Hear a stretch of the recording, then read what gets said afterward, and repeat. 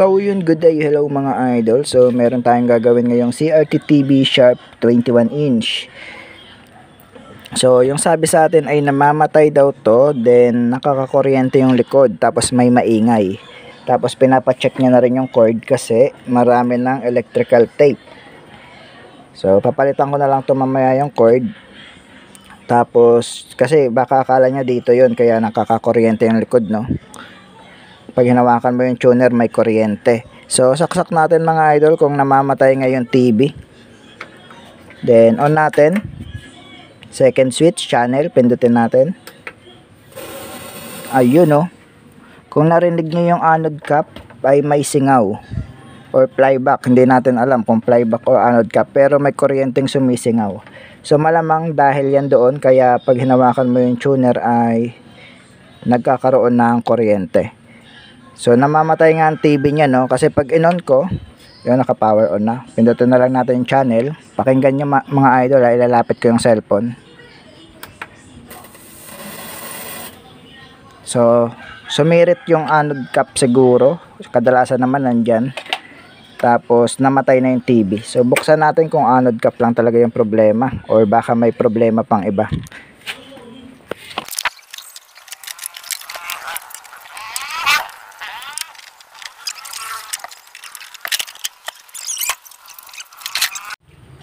So ito na mga idol, singaw nga yung kanyang anode cap. Pansinin nyo may butas. Yan, may butas ng kanyang anode cap mga idol. So papalit muna tayo ng anode cap para malaman natin kung namamatay pa rin yung TV niya. Kasi itong anode cap, kapag gumapang yung kuryente niyan at dumikit sa ground, dumikit dito sa dito, ground kasi ito ng tube. So pag gumapang dyan, nagkakaroon talaga to ng mga kuryente. Makukuryente ka talaga dito, no? So hindi naman ganun kalakas, pero at least makukuryente ka. Or pwede ring dito yan mga idol sa degaussing. Sa pag nabalatan yung degaussing natin. Kasi papunta na yan dyan eh. Parang may balat nga ata. Wala naman. So nakadikit rin kasi yan sa ground. So pwede rin dyan ang dahilan kaya may kuryente to. Yung mga tuner kapag hinawakan. So ngayon palit muna tayo anode cap mga idol. Kuha muna tayo anode cap.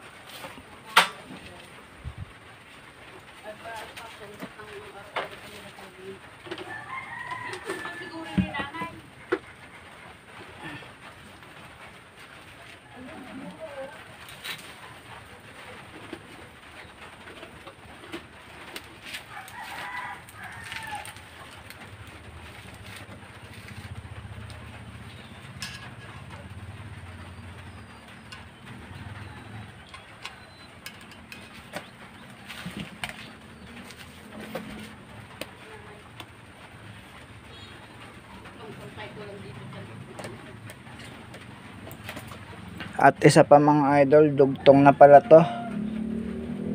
Dinugtong na rin yung kanyang flyback.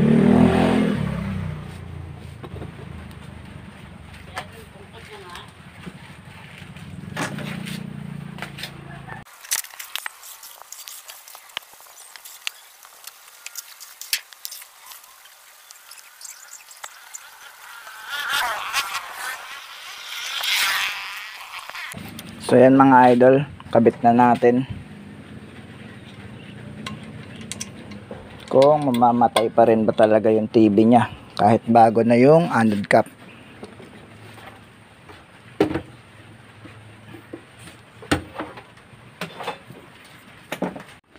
I-on na natin siya sa main switch. Yan, naka-on na. Gamitan na lang natin siya ng remote. 018 yung code ng Sharp.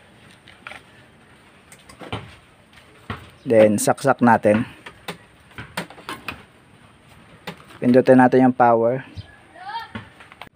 So namamatay pa rin siya. Wait lang mga idol ha. Parang may problema yung switch eh. Kung namamatay yung indicator, dapat hindi yan mamatay. On natin ulit. Then saksak. iilaw yung indicator pero nawawala. Dapat steady yan. Hindi pa nga tayo nagpipindot sa remote eh.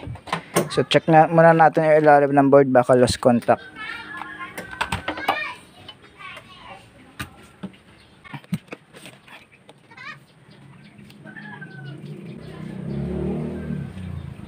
Try natin ulit i-on na nakabaligtad yung board.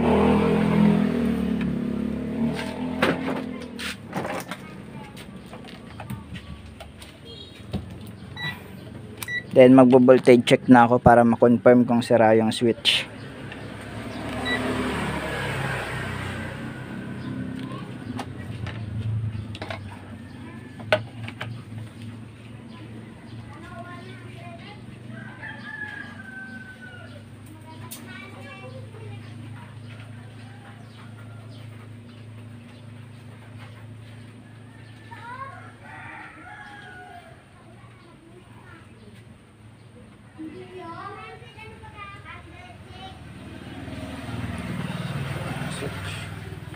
So sira nga yung switch mga idol.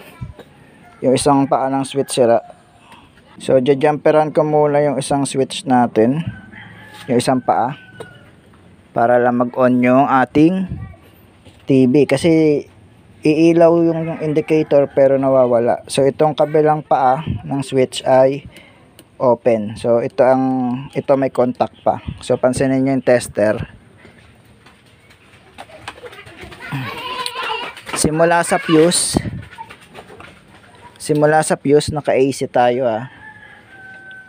AC yung range.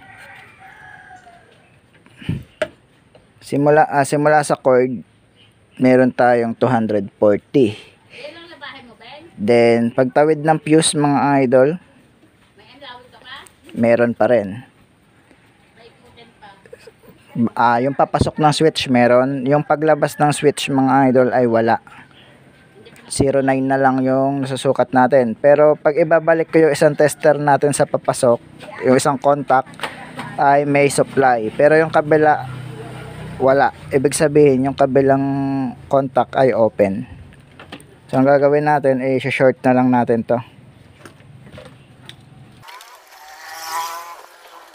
So yan, naka-short na. Mamaya papalitan natin ng switch. Hanapan natin. So kaya pala sabi ng customer, check ko na rin yung cord kasi sabi niya namamatay. So kaya niya pinapacheck rin siguro. Pero ito siguro ang dahilan. Yan, may power na mga idol. Hindi na namatay yung indicator. So kanina namamatay eh. Check natin yung B+ muna. Secondary tayo, dito tayo mag-ground.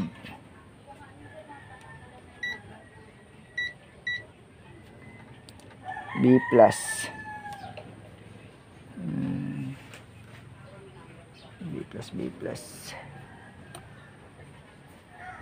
133. So normal yung B+ nya, no, hindi yan mataas. Yung ganitong China kasi mga idol ay 133 talaga ang supply niyan. Ay ganitong China, ganitong Sharp. So yung supply na to sa tack switch ay nasa 3.3. Yung mga ganitong design niya, no, 3.3 siya. 'Di ba? Normal yan mga idol, hindi yan mataas. So iba-iba kasi ang supply ng B+. Yung ganitong model ng board, ang tinutukoy kong 133 volts. So normal yan. Gawin natin mga idol, on na natin siya sa remote kung mamamatay. Tignan yung indicator. Wait lang.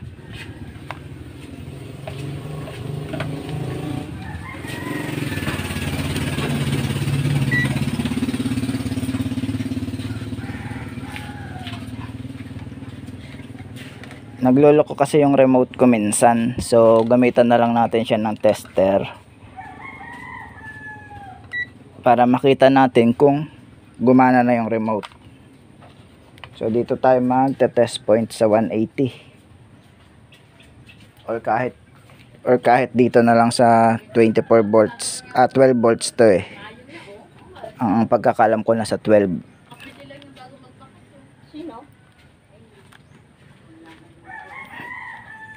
So hindi gumana yung remote. So minsan kasi maluwag yung battery ng remote ko eh. So yun, 12 volts gumana na. Ang B plus na to ay 133. So yan, 130. So hindi naman yata siya namatay. Oh, namatay nga. Nawala yung supply sa vertical. Ibig sabihin nag-protect.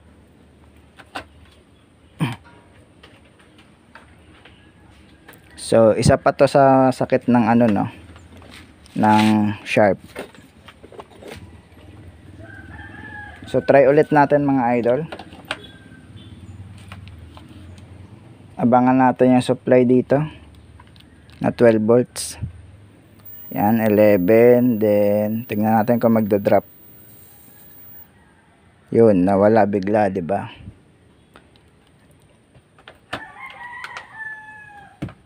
Ibig sabihin nag-protect yung ating sharp.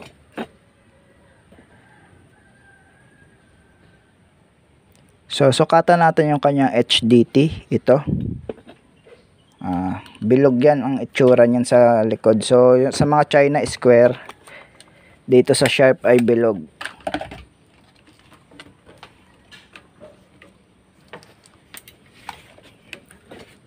Ito mga idol, yung parang coil. Malapit yan lagi sa edge out.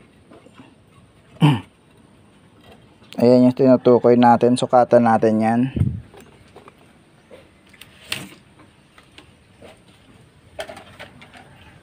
Kumuha yan ng supply sa B+. Sa mga China, minsan sa vertical kukuha, no? Sa sharp ay sa B+ yan kukuha.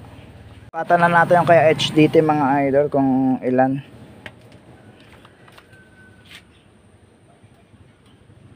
$133 on natin kung magda-drop siya ng mga 56 or 75. So 54, okay yan. Tingnan natin kung babalik siya sa 130. So yun, bumalik siya ng 133. Ibig sabihin nag-protect nga siya mga idol, no? Try natin yung sa switch, sa tack switch, yung 3.3, di ba? Pindutin natin. So gumagana naman, mukhang walang problema sa switch. Pumunta kayo dito mga idol, kung mapapansin nyo to. Wait lang, nakalimutan ko na, so sobrang tagal. So dito ata yung mga SMD resistor. Check ko lang mga idol kung ayan nga yun. Punutin muna natin. Hintayin muna natin mawala indicator, then saksak natin ulit. Dito yun ang alam ko eh. So yan ayan yung 3.3 niya, no? Tingnan nga natin kung mababago. Yun, naging 1.3. So gumana nga, no? Ibig sabihin gumagana yung command niya, yung trigger. So yun mga idol, yung sinukatan natin yung kanyang trigger dito para sa kanyang HDT. So meron naman siyang 1.5, then gumagana naman yung HDT niya kasi yung sinukatan natin 133 siya, then nag-drop siya ng 54 volts. So good yun mga idol, no? So sinabi ko lang sa inyo, wala namang kinalaman yan. Sinabi ko lang at least dagdag kaalaman para alam nyo rin kung ilan ang supply ng tack switch. So na-resolder ko na rin yung jungle mga idol, pero namamatay pa rin, no? So saksak natin siya ulit.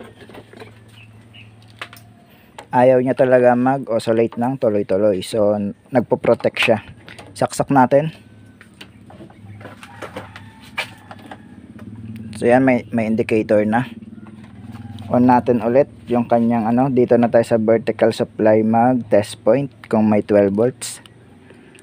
So yan, lumabas 11.7, di ba? So bunutin natin yung saksak ulit, then saksak natin ulit pag namatay na. So namatay na siya. So pag ganyan mga idol ay pumunta na agad kayo sa kanyang mga protection. Marami tong protection, no? Meron tong protection sa 180. Meron tong protection sa X-Ray Protect. So yun yung unahin natin, ayun yung common na nasisira dito sa ganitong model. So puntahan muna natin yung kanyang 180 volts kung sakto ba. Kasi kapag mababa, magpo-protect to mga idol. So yung 180 volts niya ito. Itong may diode, then itong number 1. Papunta yan dito sa ating wire. Itong wire na to. itong number 1.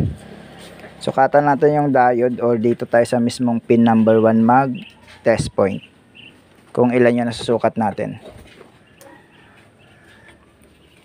Sa ngayon meron siyang 2 volts, then try natin i-power on.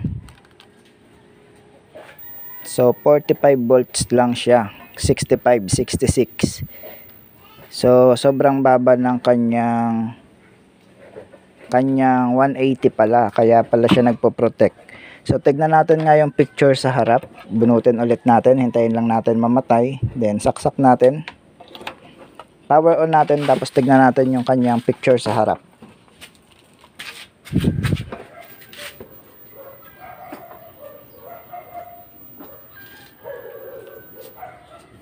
So yun, retrace line. So confirm nga na may problema sa 180 to, kaya namamatay. Palitan muna natin yung kanyang capacitor.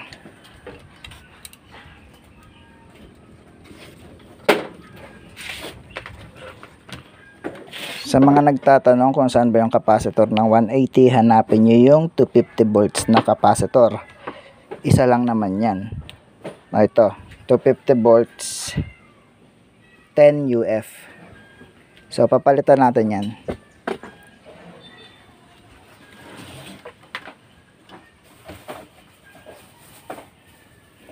So para maniwala kayo na ayun nga yung capacitor niya, so lagyan natin ng flash para makita yung circuit. So ito yun, 'di ba? Yung 250 volts. Ayaw mag-focus Ito siya.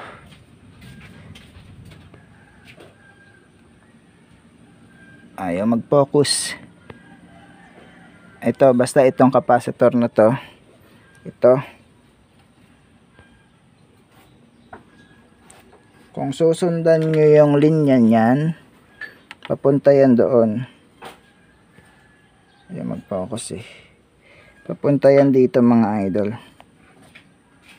Ayan yung linya niya Ayan yung linya niya. Ibig sabihin yan yung capacitor niya.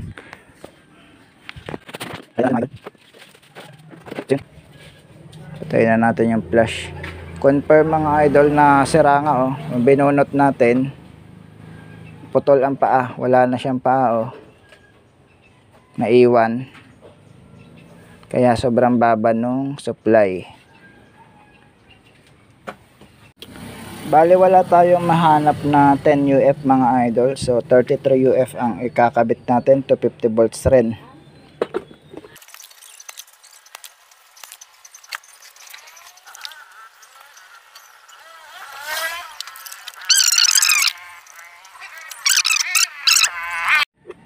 So mga idol, mukhang palit flyback na rin pala to.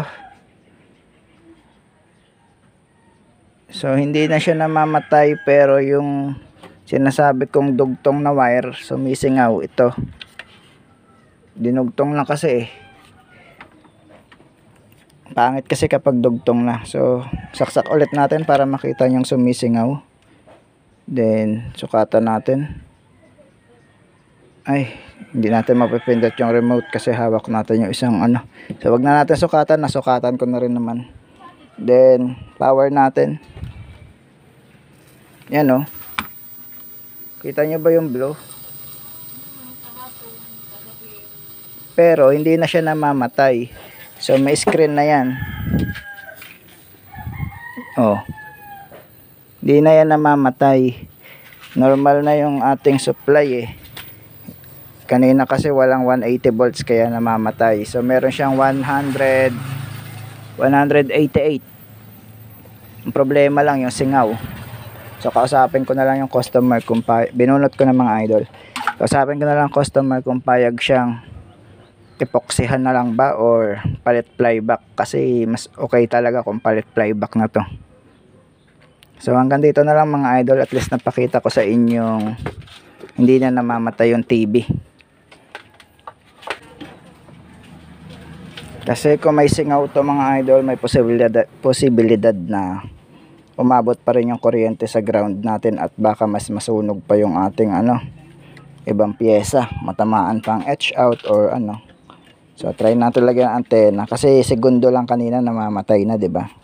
So try natin mga 2 minutes lang siguro, kasi naman may singaw to, hindi natin pwedeng i-testing ng matagal. Siguro sapat na yun, o kahit 30 seconds, kasi kanina wala pa 10 seconds, wala pa nga 5 seconds, namamatay na kanina eh. So ngayon lumalampas na siya ng 5 seconds. So yan, may heater na, oh. Nakikita ko na heater. So may singaw lang talaga yun, pero mukhang kaya patapalan kasi humina siya nung binaligtad na natin yung board. So yan, may sound na, oh. So malabo lang yung antena ko ha, kasi umuulan. So okay naman yung picture mga idol.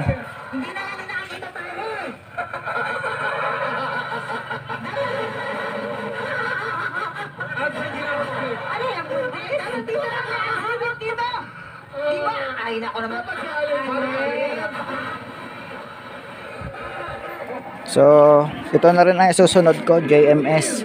So nilabahan ko muna yung board niya, ito. So pinapatuyo ko pa yung board kasi basa yung board eh. Ano rin, flyback ang sira nun, oh. Sunog ang flyback niyan. Sunog ang flyback nito. So okay na tong TV na to mga idol. So wala na siyang hindi na siya namamatay. So tuloy-tuloy na siya. Ang problema lang yung singaw dito. So gagawin ko na lang siguro paraan, mukhang kaya pa naman. Mahina pa naman yung singaw. Pero sasabihin ko na rin na oras na lumakas yung singaw, ibalik agad yung TV para wala nang may madamay na pyesa. Then palit flyback kami. Kasi dulo na to eh. Okay lang kung dito banda eh, kasi medyo malayo-layo siya sa mga pyesa. So yun lang mga idol. So sana may natutunan kayo. Kung bago ka na sa aking channel, huwag kalimutan mag-like, share, and subscribe. At pindutin na rin ang notification bell para lagi kang updated sa aking mga new videos.